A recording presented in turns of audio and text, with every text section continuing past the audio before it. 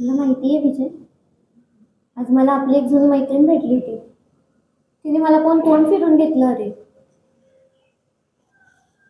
सायली, समाजात आपल्याला काहीच इज्जत राहिली नाही का? पळून गेलेले पोरं म्हणून ओळखतात आपल्याला.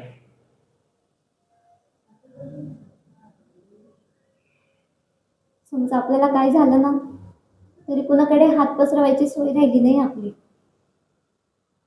हो, बरोबर आहे तुझं.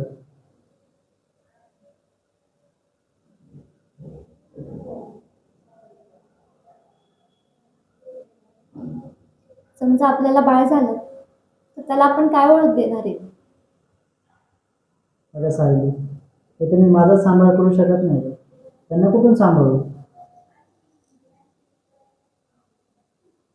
पण एक खरं सांगता तरी, आई वडिलांचा आशीर्वाद नसलेली मुलं ही पोरकीच असतात.